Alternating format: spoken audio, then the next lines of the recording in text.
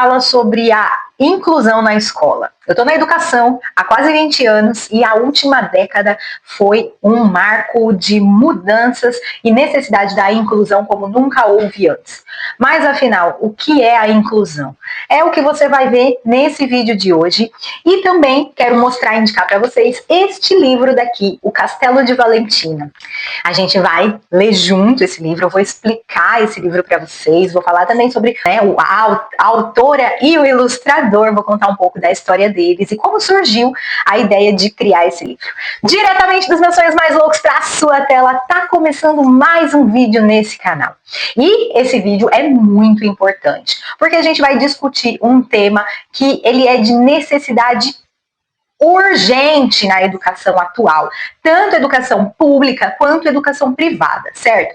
Quando a gente fala de inclusão, nós levamos em conta o acolhimento de crianças e adolescentes com vários tipos de necessidades diferentes. Às vezes a gente associa a inclusão somente às crianças T21 ou aos TEA, mas existem muitas neurodiversidades e elas precisam ser atendidas dentro da escola regular. Por isso, eu, como educadora, acredito que a inclusão precisa ser trabalhada dentro das escolas de uma forma que seja satisfatória e que atenda a todas as crianças, tanto os neurotípicos quanto os neurodivergentes, de forma satisfatória. Por isso, gente, nós estamos em um ponto da educação que a gente precisa mudar. A escola regular não pode mais ficar do jeito que era antes. Não dá pra gente pensar numa escola, numa educação eficaz, naquele formato de sempre, conteudista, uma criança atrás da outra. A gente precisa desenvolver estratégias educacionais eficazes para vários tipos de crianças. A gente precisa garantir que todas as crianças tenham as mesmas oportunidades de desenvolvimento e aprendizagem.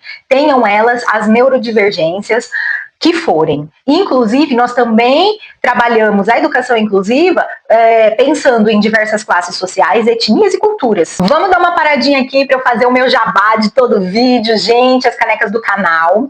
Esse daqui é Na Dúvida Se Faça de Doido. Nós temos várias frases super legais e inspiradoras. Eu tô deixando o link na descrição desse vídeo, onde você pode adquirir uma caneca dessa, que ainda está no valor de R$25. Se você tá vendo esse vídeo logo no lançamento dele. Caso você esteja vendo depois, aí pode ser que o valor esteja reajustado, mas, gente, você vai estar ajudando o meu canal, minha comunicação aqui e o meu trabalho de modo geral. Desde já agradeço a vocês, queridos. Tomar um café agora, né? E aí, por que eu escolhi este tema para falar aqui no canal? Gente, além de ser um tema extremamente importante, que precisa ser falado, a gente precisa conscientizar toda a nossa sociedade sobre a inclusão.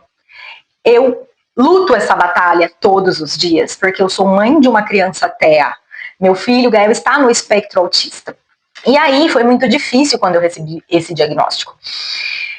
Eu recebi o diagnóstico, então eu vou falar desde o começo, vamos lá. Quando eu tive o Gael, né, tudo aconteceu normal, o primeiro ano dele foi de desenvolvimento normal, só que eu sempre notei algum atraso, só que assim, né, a gente sempre quer que o nosso filho esteja se desenvolvendo rápido. A gente não respeita ali o tempo da criança muitas vezes, né, quer atropelar as coisas.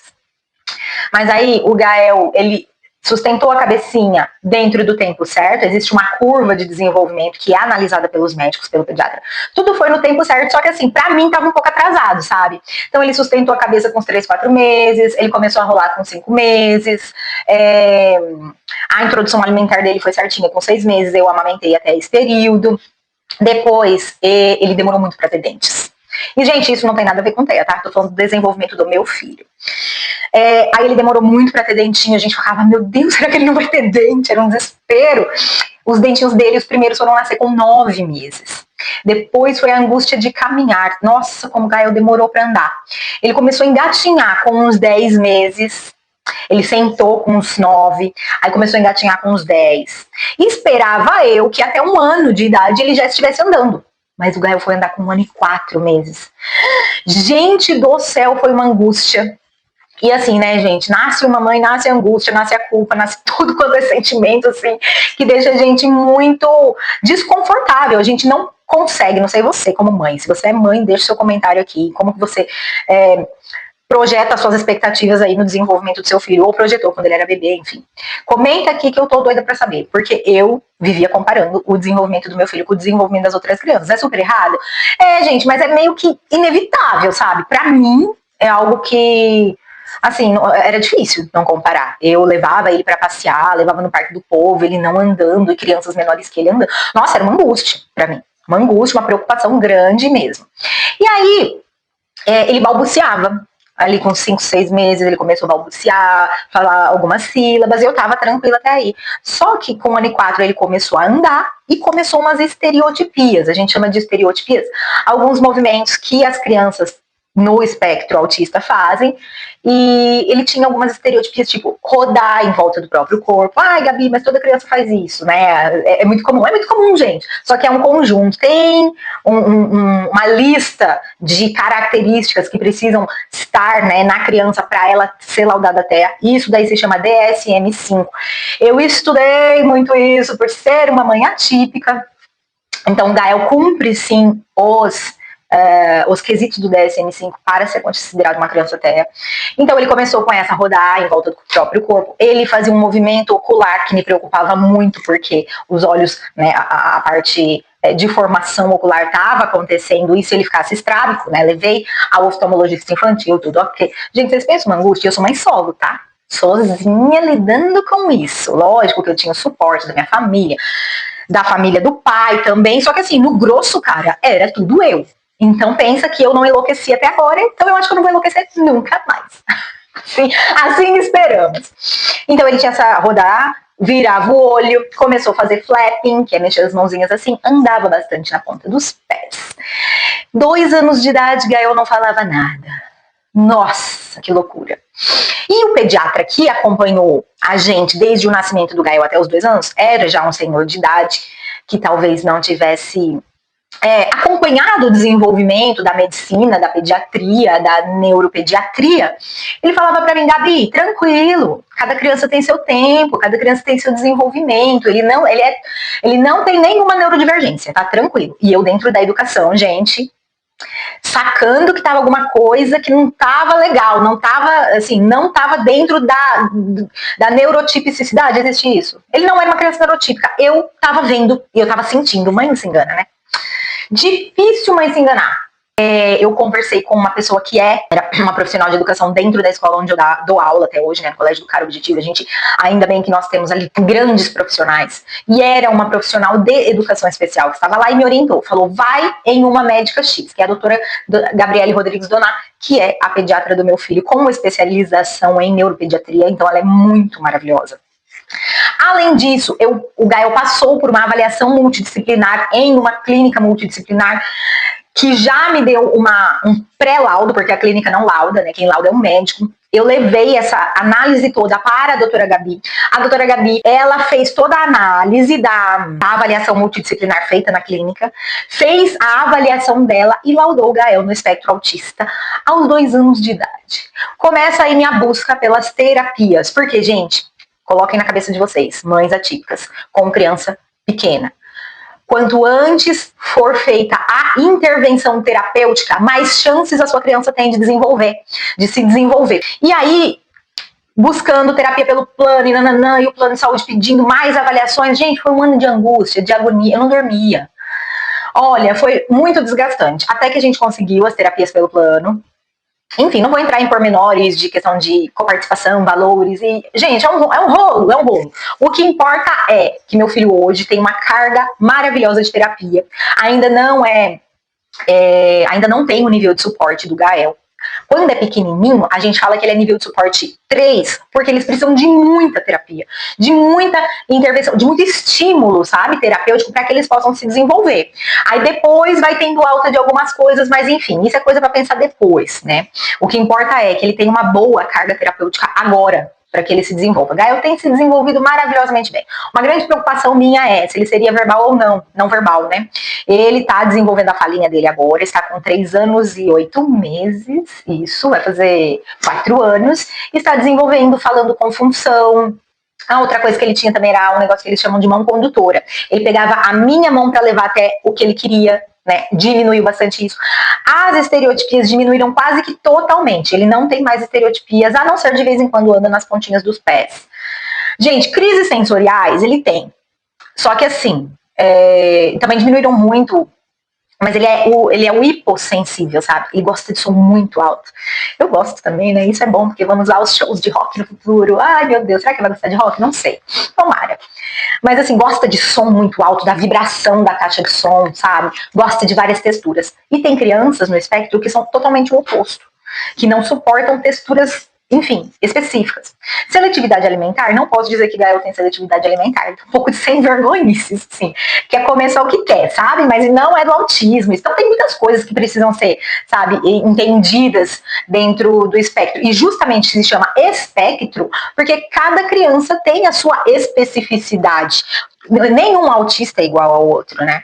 O Gael, por exemplo, ele é muito expressivo, ele é para fora.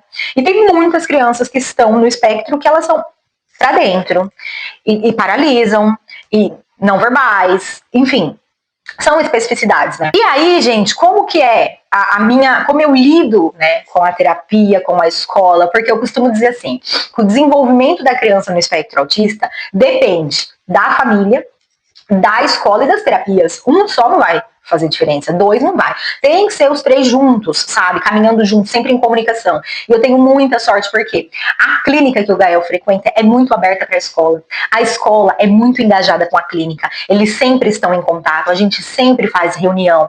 Sempre que tem avaliação do Gael na clínica, a gente coloca a escola lá dentro também, para estar ciente. Ferramentas são discutidas, rotina do Gael é discutida, adaptação de rotina e de atividades para eles são discutidas, tudo visando o desenvolvimento do Gael. Tô falando do meu filho, gente, isso seria o ideal para toda criança neurodivergente, né? Toda criança neurodivergente precisaria desse apoio, desse amparo, né? Tanto terapêutico quanto da escola e também da família, mas assim, nem sempre é assim.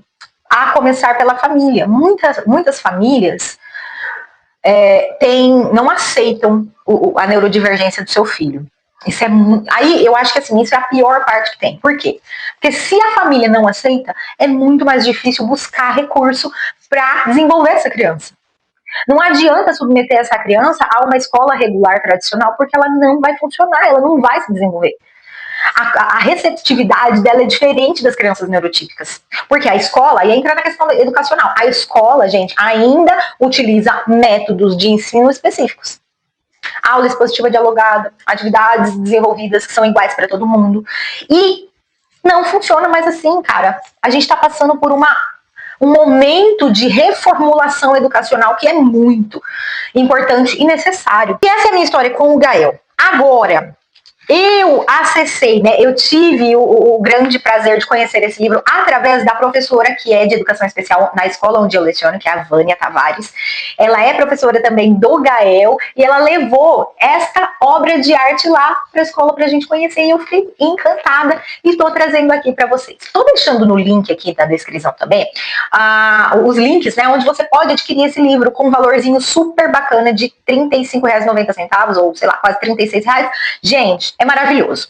Vou começar contando um pouco sobre a autora do livro, que é a Zeni Pontes. A Zeni é nascida em Narandiba, uma cidade vizinha aqui de Prudente. Ela sempre gostou muito de escrever, escreve poemas, crônicas e história. Ela é formada em Geografia pela Unesp. Ela se formou no magistério em 1998 no Cefam, né, que era um formato de pedagogia diferente do que é hoje, sabe? Então ela fez Cefam, depois ela fez a sua graduação em Geografia aqui na Unesp, campus de Presidente Prudente. A Zeni hoje é professora do 5º ano na escola, professora Alaide Tortorella Faria Mota, e o livro dela, O Castelo de Valentina, foi lançado em 21 de setembro de 2024, em um evento de lançamento aqui no Centro Cultural Matarazzo. Ela percebeu a necessidade de trabalhar esse tema, que é super importante, né? O autismo, o espectro do autismo. E dentro do livro Castelo de Valentina, ela descreveu, né, a Valentina, que é a nossa personagem aqui, com algumas características autistas. São algumas características justamente porque o autismo é um espectro, né? São várias especificidades em cada uma das crianças no espectro. Daí o povo fala pra mim assim, mas o Gael tem carinha de tão normal, ele é tão normal. Gente, lógico que ele é normal. Por que ele não seria normal? Ele é neurodivergente, mas ele é normal. E a Zeni também frisa a importância da conscientização, da empatia e do respeito a todas as pessoas. E o Leonardo Barbosa, que é o nosso ilustrador, cara, eu que sou de artes, Eu fiquei encantada com as ilustrações desse livro e vou mostrar aqui para vocês, tá? Ele nasceu numa família de artistas, desenha desde que consegue segurar um lápis. Ele é formado em pedagogia aqui na UnoEst e é mestre em educação pela FCT Unesp, campus de Presidente Prudente. Atualmente, ele leciona na cidade de Narandiba e é apaixonado por arte e literatura. Gente, falados aí os nossos grandes artistas, vamos lá. Eu quero ler com vocês. É um livro infantil, mas ele é um livro para qualquer pessoa, tá, gente? É muito necessário para qualquer pessoa. Então, vamos lá. Ela nasceu uma princesa, só que um pouco diferente. Como assim? Vossa Alteza nasceu cheia de dentes. Não, minha cara criança. Ela era como todo neném. Tinha diferenças e semelhanças. Era igual a mim e a você também. Seu nome era Valentina, uma princesinha valente, porém seu maior medo era de altos sons no ambiente. Era um castelo bonito onde morava Valentina, mas em vão todos tentavam entrar. No castelo da menina. Então, gente, o castelo aqui é uma metáfora, acredito que vocês estejam entendendo, né? É uma metáfora para o mundo dela, né? A Valentina era aquela criança no espectro que tem um mundo, vive numa bolha, o castelo dela era a bolha dela. E as pessoas tentavam entrar, tentavam acessá-la, conversar, mas eles não conseguiam. Batiam a porta com força, mas a menina não abria. Valentina não gostava de barulho, mas o povo não sabia.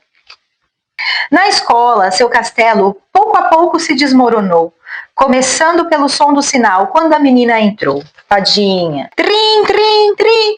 Valentina não sabia se chorava, gritava ou corria. No seu mundo ela vivia, protegida toda a vida num castelo na redoma. Então aqui, ó, a ilustração Valentina, muito incomodada com as conversas, barulhos. A escola é realmente um ambiente de poluição sonora, né? Para quem tem essa sensibilidade auditiva, isso atrapalha demais. Mas ali não estava preparada. Por isso, ela não entendia nada. Quase ninguém percebia. E todos se perguntavam, por que será que essa menina está tão incomodada?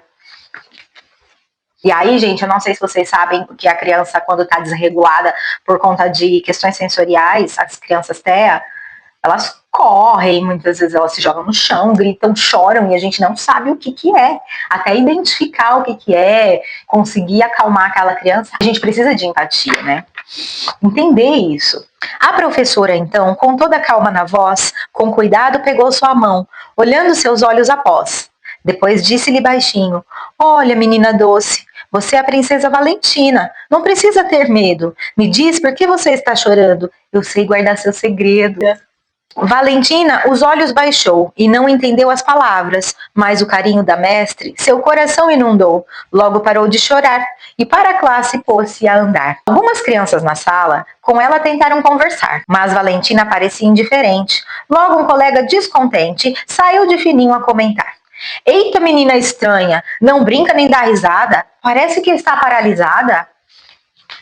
Uma menina em seguida disse, nossa, quanta burrice, vou sair de perto dela agora. Essa menina não fala e por qualquer coisa chora. Naquele dia, a professora Dona Luz, com aquela alegria que a todo mundo seduz, disse a todos com uma voz empolgante, hoje vou passar para vocês um filme muito importante. O filme era sobre um menino diferente, que não gostava de abraços de gente. Ele vivia no seu mundinho, sempre muito sozinho, porém ele amava brincar com seu lindo cachorrinho. Esse menino também, quando ficava contente, corria, sorria e pulava, gritava, cantava e brincava, agia como toda a gente e sentia, vejam só, como qualquer menino sente. Ele era assim, como todo mundo diz, criança que brinca é criança feliz. Mas quando ficava triste ou alguma coisa dava errado, ele chorava, gritava e no chão duro da sala o menino se jogava. Então seu melhor amigo ao seu lado se deitava. E sabem o que acontecia? O menino se acalmava. Quando o filme acabou, a professora apenas falou, olha meninos e meninas, ninguém é igual a ninguém. Somos todos diferentes, cada pessoa é única e especial também. Na hora do recreio, gentilmente uma menina chegou perto e confessou, serei sua amiga Valentina, com você vou me sentar, e todos os dias se você quiser, juntas nós vamos brincar.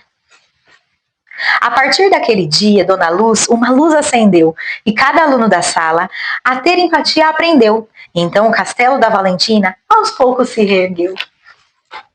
Gente, quando eu li esse livro pela primeira vez, eu chorei. Eu identifico o meu Gael mais com as características do menino que a professora passou no filme, né? Ele é pra fora, ele é espiritado, brinca, corre, dança, sobe, pula, mas ele também tem um pouquinho das questões sensoriais e aí se joga no chão, chora, e tem algumas coisas que o acalmam, como nesse livro era o cachorrinho que o acalmava. E a Valentina, que é pra dentro, ela precisa, né, de um outro tipo de abordagem. E a professora fez o papel de quê, gente? De conscientização da empatia. Essa é a minha indicação de livro para vocês hoje. Espero muito que vocês tenham gostado. Deixe os seus comentários aqui embaixo. Se você não é inscrito no canal, se inscreva, curta, comenta, compartilha. Conhece pessoas que estão na educação? Manda para essas pessoas. Conhece mães, pais, familiares de crianças neurodivergentes ou até de adultos neurodivergentes? Porque a gente está falando de criança agora, gente, mas daqui 20 anos as nossas crianças serão adultos neurodivergentes. E como vai ser isso? Esse é um grande questionamento que a gente precisa falar. E quando a gente fala, a gente consegue ter ideias e desenvolver ferramentas para fazer um mundo melhor para essas pessoas. E não só para essas pessoas, mas para todas as pessoas. Porque a inclusão é para todo mundo. Beijo e tchau!